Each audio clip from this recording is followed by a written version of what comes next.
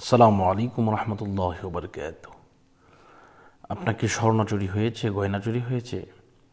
যদি আপনার বাসা থেকে বা আপনার ঘর থেকে স্বর্ণ চুরি হয়ে থাকে, তাহলে আপনি এই স্বর্ণ পাবেন?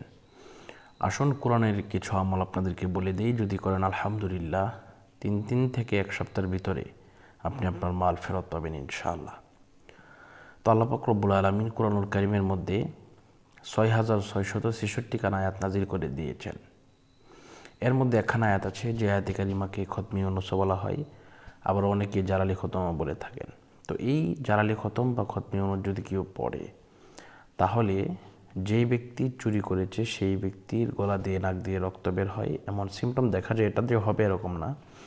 এরপরে আপনার পাতলা পায়খানা শুরু হয়ে যায়, অর্থাৎ তার অসুস্থতার ভাব সৃষ্টি হয়ে যায়। আপনি এটা কীভাবে করবেন বা আমরা এটা কীভাবে করি, এটা একটু জেনে নিন। তো এটা 1,30,000 বার পড়তে হয়, লা ইলাহা ইল্লা আনতা সুবহানাকা ইন্নী কুনতু মিনাজ জালিমিন। তো এটা আমরা 100 ছাত্র দিয়ে পড়লে 2.5 থেকে 3 ঘন্টা সময় লাগে। তো আপনাদের বাসায় যদি লোক থাকে, ফ্যামিলিতে যদি লোক বেশি থাকে, তাহলে ইনশাল্লাহ আপনারাও এটা করতে পারেন, কোনো অসুবিধা নেই।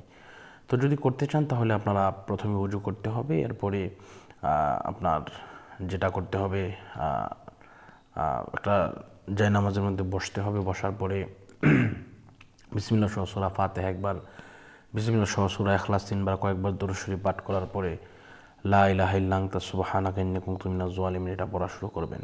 এটি যখন পড়া হয়ে যাবে তখন আপনি দোয়া করে দেবেন, শেষ হয়ে যাবে। তো ইনশাআল্লাহ আমাদেরকে যদি আমাদের ছাত্রদেরকে দিয়ে যদি পড়াতে চান, তাহলে আপনারা এই নম্বরে যোগাযোগ করবেন 016-430-63744। আমি একটি ঘটনা আপনাদেরকে শেয়ার করতে চাই। তা হচ্ছে মালয়েশিয়ার এক ভাই, উনি বাড়িতে আসবেন, এসে একটি ঘর নির্মাণ করবেন, ওনার স্বপ্ন। তো উনি টাকা কিছু কিছু করে জমিয়ে প্রায় 13 লক্ষ টাকা জমিয়েছিলেন। তো উনি যখন বাড়িতে আসবেন, উনি টাকাটা তুলে রুমে রাখলেন। উনি বাইরে গেলেন ঘুরতে, আইসে দেখেন যে টাকাটা নিয়ে গেছে। তো উনি কী করবেন, বিদেশের মাটিতে কি করবেন, কারো সাহায্য চাওয়া যায় না, এমনকি পুলিশের কাছে গেলেও এটা অন্যরকম দেখা যায়। তো এজন্য উনি এইভাবে খুঁজতে শুরু করলেন। তো আলহামদুলিল্লাহ ইউটিউবে দেখে আমাকে ফোন করলেন, আমি আমাদের ছাত্রদেরকে দিয়ে পড়িয়ে দিলাম। রাতের মধ্যে উনি 12 লক্ষ টাকার উপরে ফেরত পেলেন, এবং কিছু টাকা হয়তো বা উনি পান নাই।